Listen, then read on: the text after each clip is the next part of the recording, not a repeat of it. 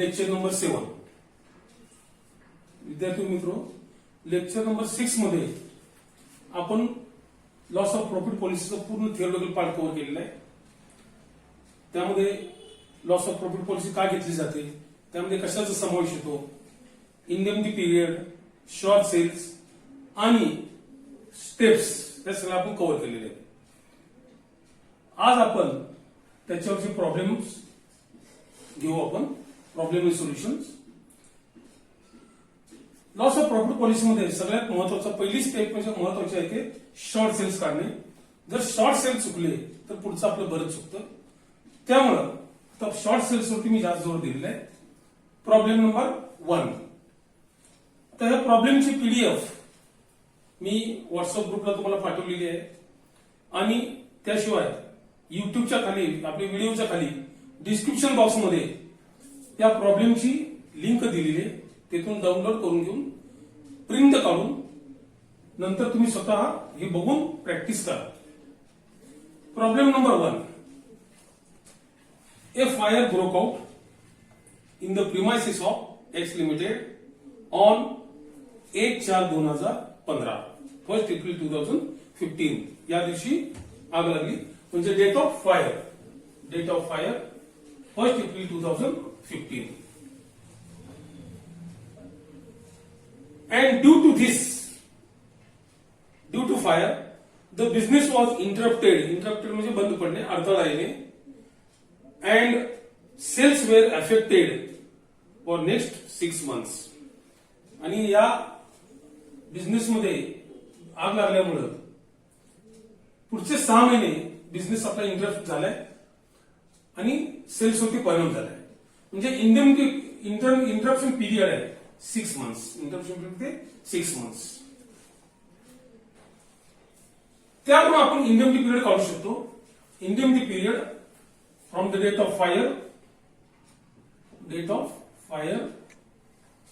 To date of restoration. 6 महिन्याचं period आहे.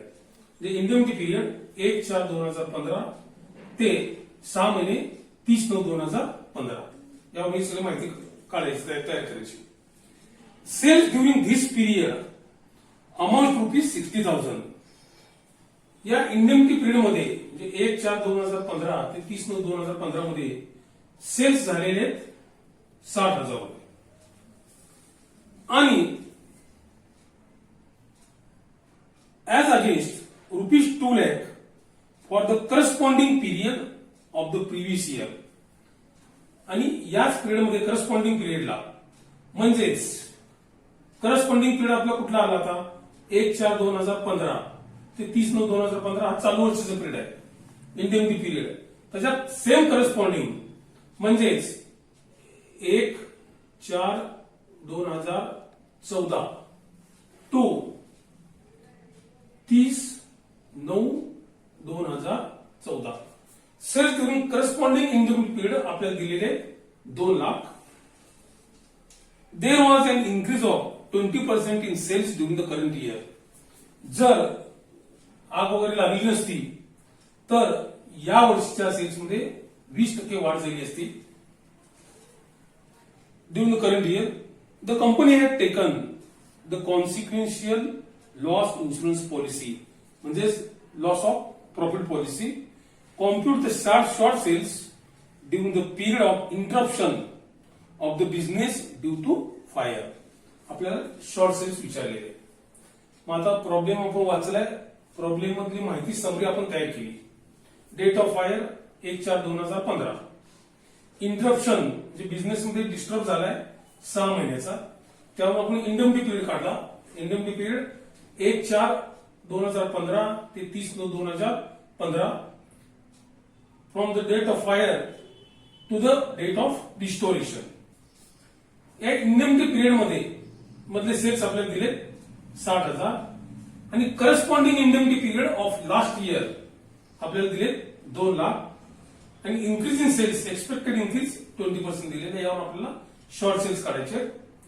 हे दिलेली माहिती वरून आपण हे सोल्युशन तयार करू. प्रॉब्लेम नंबर 1 चं solution. Short sales calculation of short sales. Sales of previous year corresponding the indemnity period. Corresponding indemnity period जे गेल्या वर्षी सेल्स किती होते ते काढायचे, ते दिलेले आहेत आपल्याला. म्हणजेच पीरियड 1/4/2014 टू 30/9/2014 या पिरियड मधले सेल्स दिलेत आपल्याला 2 लाख, 2 लाख. या वर्षी जर आग लागली नसती आणि बिझनेस आपला इंटरप्ट झाला नसता तर सेल्स मध्ये अपेक्षित वाढ होती 20%. Expected increase in sales 20%. 20% of 2,40,000. म्हणजेच जर इंटरप्शन झालं नसतं तर आपले सेल्स अपेक्षित होते 2,40,000. परंतु due to fire indemnity period मध्ये या वर्षीच्या इंडेमनिटी पिरियड मध्ये सेल झाले 60,000. त्यामुळं आपले अपेक्षित सेल्स होते 2,40,000, परंतु actual sales during indemnity period आहे 60,000. त्यामुळं 1,80,000 आपले सेल्स कमी झाले. याला म्हणलं जातं शॉर्ट सेल्स. Short cells 1,80,000. आता पुन्हा एकदा हा प्रॉब्लेम एक्सप्लेन करतो. डेट ऑफ फायर दिली आपल्याला 1/4/2015. फायर झाल्यामुळं आपला बिझनेस इंटरप्ट झालाय फॉर 6 months. याच्यावरून आपण इंडेमनिटी पिरियड काढतो. Indemnity period 1 April 2015 to 30 September 2015 from the date of fire to the date of restoration. आपल्याला दिले sales during the indemnity period, चालू वर्षी इंडेमनिटी पिरियड मधले सेल्स ₹60,000 आणि sales of corresponding indemnity period during last year 2 lakh दिले. तो period आहे 1/4/2014 ते 30/9/2014. आणि जर आग लागली नसती तर एक्सपेक्टेड इन्क्रीज इन सेल्स आहे 20%. या दिलेल्या माहितीवरून पहिली स्टेप आपली सगळ्यात महत्वाची शॉर्ट सेल्स काढायचे. Sales of previous year corresponding indemnity period means sales of corresponding indemnity period during last year 1 April 2014 to 30th September 2014 2 lakh. जर आग लागली नसती तर एक्सपेक्टेड इन्क्रीज इन सेल्स होते 20%. 20% ऑफ 2 लाख. 20% ऑफ 2 लाख 40,000. म्हणजे आपले सेल्स राहिले असते 2,40,000. परंतु due to fire indemnity sale during indemnity period only ₹60,000. फक्त 60,000 सेल झाले. त्यामुळं फायर झाल्यामुळं आपल्या सेल्सवरती परिणाम झाला. 1,80,000 आपले सेल्स कमी झालेत. याला म्हणलं जातं शॉर्ट सेल्स. Short sales. त्यानंतर आता problem number 2. Problem number 2. Y Limited insured against fire by taking a consequential insurance policy. Consequential loss insurance policy. A fire broke out in its factory as on 1/4/2015. Given date of fire 1 May 2015. Disrupted म्हणजे बंद पडणे, अडथळा येणे the business for 3 months. म्हणजे disruption period किंवा interruption period आहे 3 महिन्याचा. 3 महिने बिझनेस आपला डिस्टर्ब झालाय. यावर इंडेमनिटी पिरियड आपण काढतो. इंडेमनिटी पिरियड 1 May 2015 टू 3 महिने मे, जून, जुलै 31 जुलै 2015 हा इंडेमनिटी पिरियड झाला. Compute the amount of short sales of the company from the following details. आता आपल्याला दिले सेल्स फ्रॉम 1/5/2015 टू 31/7/2015. 1/5/2015 टू 31/7/2015 हा आपला कुठला पिरियड आहे? इंडियमिटी पिरियड. म्हणजेच सेल्स ड्युरिंग इंडियमिटी पिरियड ₹80,000 80,000 दिले.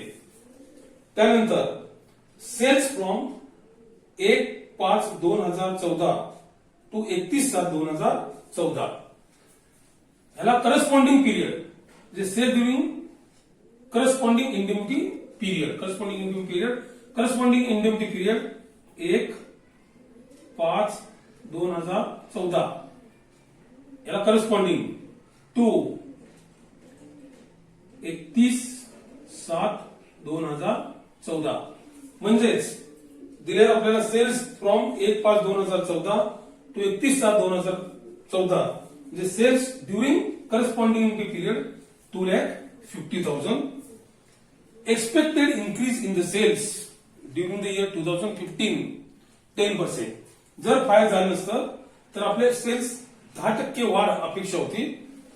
एवढी आपल्याला माहिती दिलेली आहे. आता यावरून आपल्याला विचारलेलं आहे शॉर्ट सेल्स. शॉर्ट सेल्स काढताना प्रॉब्लेम 2 शॉर्ट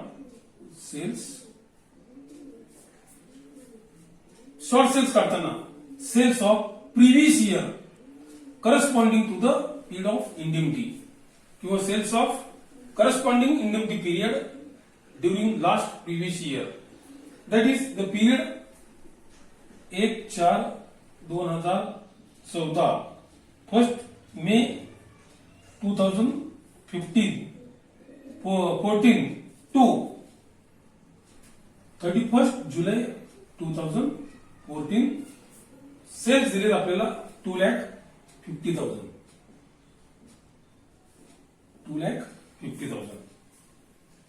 ऍड जर आग लागली नसती जर फायर झालं नसतं तर एक्सपेक्टेड इंक्रीज 10% होता.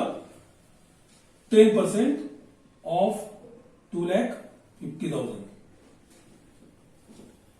10% ऑफ 2,50,000 म्हणजेच 25,000 आपले सेल्स वाढले असते.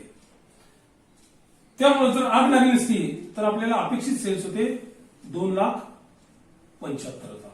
2,75,000 less sales during indemnity period. परंतु due to fire indemnity period या वर्षामध्ये indemnity period 1/5/2015 to 31/7/2015 sales are only ₹80,000. Sales फक्त 80,000 झालेले आहेत. त्यामुळं आपले अपेक्षित होते 2,75,000 परंतु actual sales during indemnity period 80,000. Short sales 1,95,000. 1,95,000. मग आता हा या टॉपिक मध्ये शॉर्ट सेल्स काढणं सगळ्यात महत्वाचं आहे. म्हणून मी पहिले 2 प्रॉब्लेम फक्त शॉर्ट सेल्स काढण्यावरतीच घेतलेले. आता प्रॉब्लेम 2 परत एकदा एक्सप्लेन करतो. Given date of fire 1 May 2015. Disruption period जे यामध्ये बिझनेस डिस्टर्ब झालाय ड्यू टू फायर 3 months. यावर आपण इंडियमिटी पिरियड काढू शकतो. Indemnity period from 1 May 2015 to 31 July 2015. 3 महिन्याचा पिरियड आहे. सेल्स ड्युरिंग इंडियमिटी पिरियड ह्या चालू वर्षी फायर झाल्यामुळं इंडियमिटी पिरियड मध्ये सेल्स दिले 80,000. Corresponding indemnity period of last year sales होते 2,50,000 आणि जर आग लागली नसती तर एक्सपेक्टेड इंक्रीज इन सेल्स होते 10%. दिलेली माहितीवरून आपण आता शॉर्ट सेल्स काढू. Sales of previous year corresponding to the period of indemnity. गेल्या वर्षी याच पिरियडमध्ये इंडियमिटी करस्पॉन्डिंग इंडियमिटी पिरियडमध्ये 1/5/2014 ते 31/7/2014 मध्ये सेल्स होते 2,50,000. जर यावर्षी आग लागली नसती फायर झालं नसतं तर यावर्षी अपेक्षित इन्क्रीज होती 10%. 2,50,000च्या 10% म्हणजे 2,75,000 सेल्स या पिरियडमध्ये आपल्या अपेक्षित होते. परंतु due to fire sales during indemnity period only 80,000, फक्त 80,000 सेल झाले. त्यामुळे 2,75,000 अपेक्षित होते, परंतु झाले 80,000. 1,95,000 कमी सेल झाले. याला म्हणलं जातं short sales. Short sales. Pause record होतं ना, बोलतो.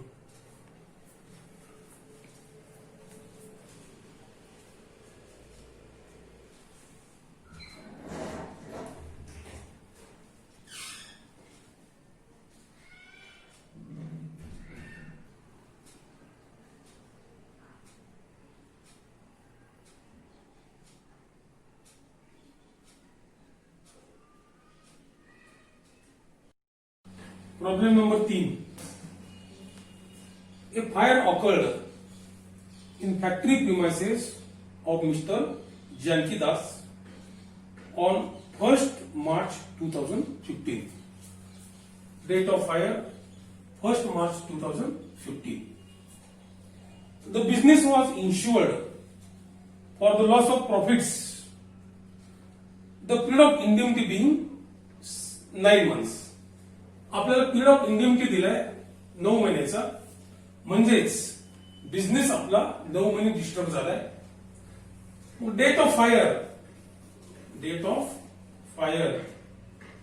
1/3/2015, तिथून 9 महिने म्हणजे डेट ऑफ रिस्टोरेशन 31/11/2015, 9 महिने. म्हणजे इंडियमिटी पिरियड आपला 1 मार्च 2015 ते 30 नोव्हेंबर 2015.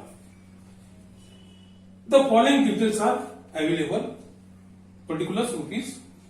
Net profit after deducting standing charges means fixed expenses rupees 10,000 for the year ended 31/12/2014. आपण आहे 15 मध्ये. 2014 इयर एंड म्हणजे गेल्या वर्षी.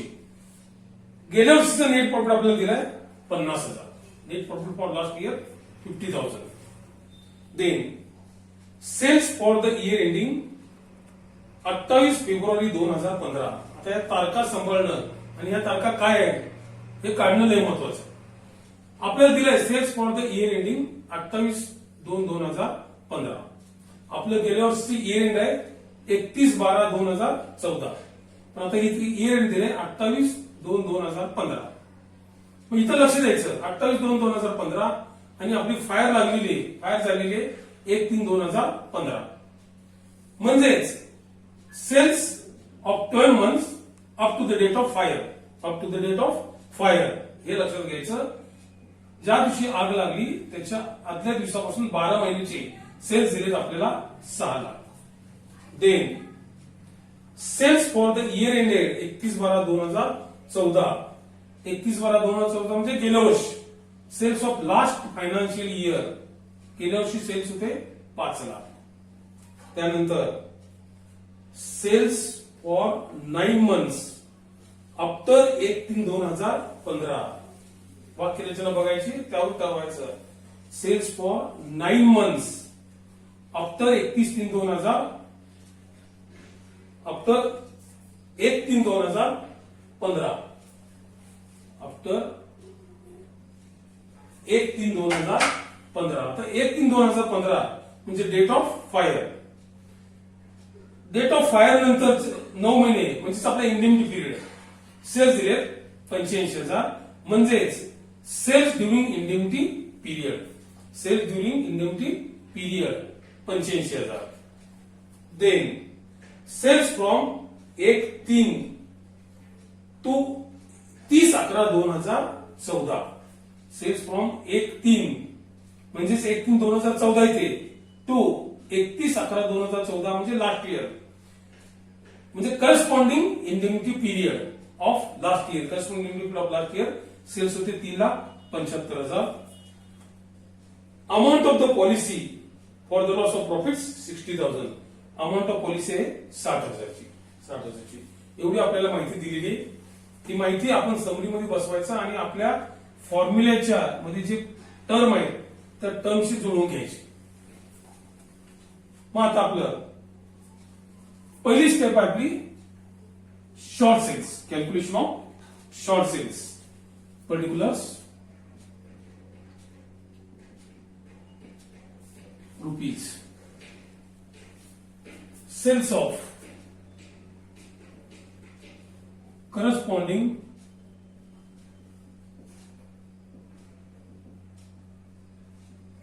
indemnity period, sales of corresponding indemnity period.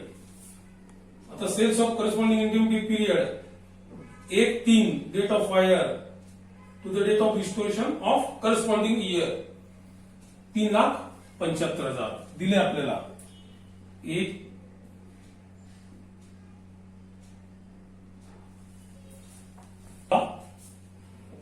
1/3/2014 to 31/11/2014 30/11/2014 3,75,000 3,75,000 3,75,000. Then less sales during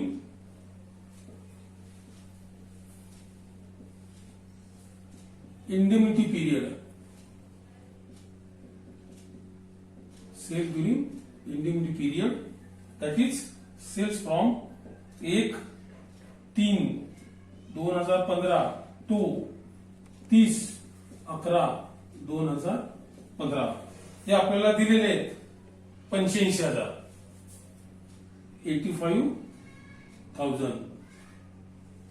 85,000 गेल्या वर्षीचे सेल्स होते करस्पॉन्डिंग पिरियडला 3,75,000. ड्यू टू फायर याच पिरियडमध्ये चालू वर्षी from the date of fire to the date of distribution जे इंडिमनिटी पिरियड मध्ये सेल झाले 85,000. त्यामुळं 2,90,000 2,90,000 सेल्स कमी झाले. त्याला आपण म्हणतो शॉर्ट सेल्स. Short sales. एक नंबर काढायची step short sales. 2 number gross profit ratio. Gross profit रेशोचा फॉर्म्युला दिला आपल्याला net profit plus insured standing charges divided by sales of 12 months ending up to the date of sales of last financial year. Gross profit ratio net profit plus insured standing charges divided by sales of last financial year.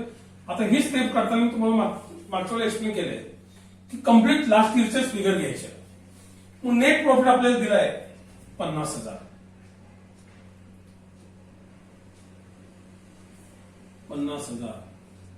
Plus insured standing charges 10,000 कंसात दिले त्यांनी.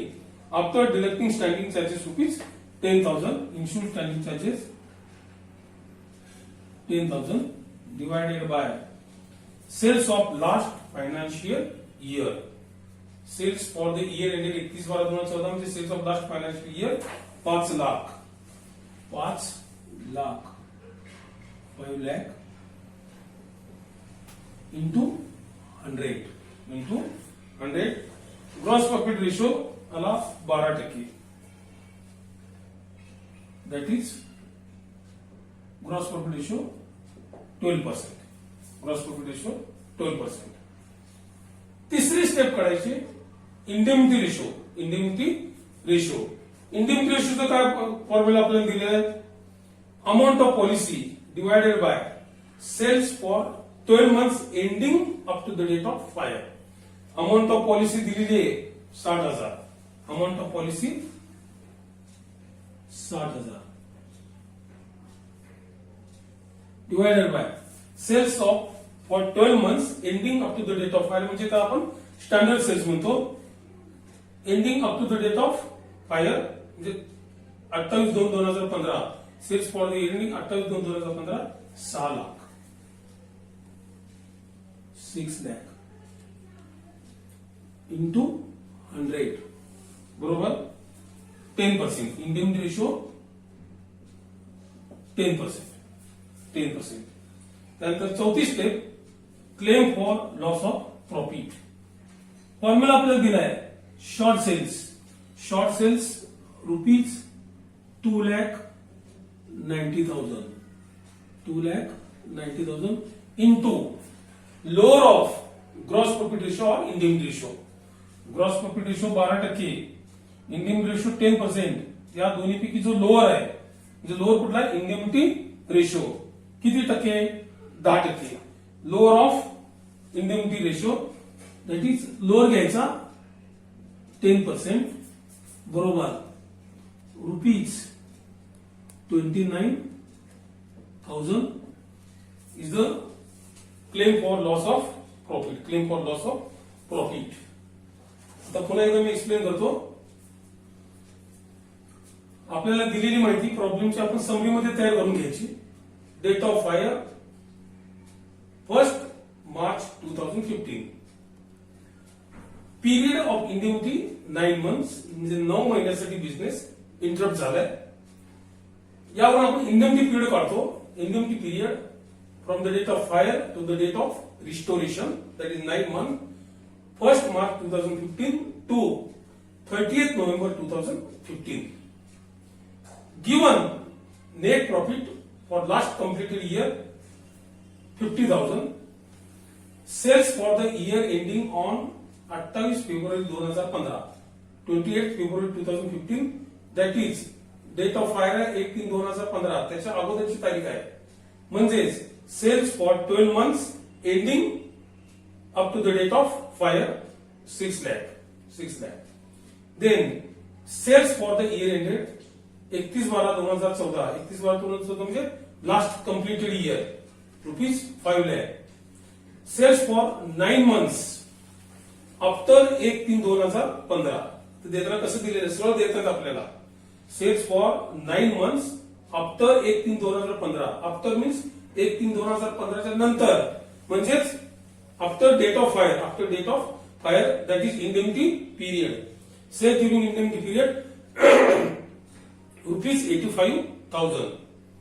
Cells from 1 March to 30th November 2014.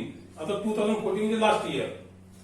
1 March मुद्दाम तर 14 दिलेलं नाही, म्हणजे आपलं cells कसं आहे 1/4/2014 टू 30/11/2014, म्हणजे sales of corresponding indemnity period 3,75,000 आणि अमाऊंट ऑफ पॉलिसी दिले 60,000.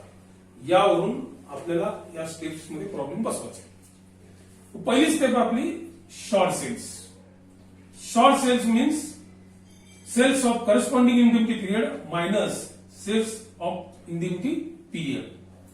Sales of corresponding indemnity period, that is 1 March 2014 to 30th November 2014, 3,75,000. Less sales during indemnity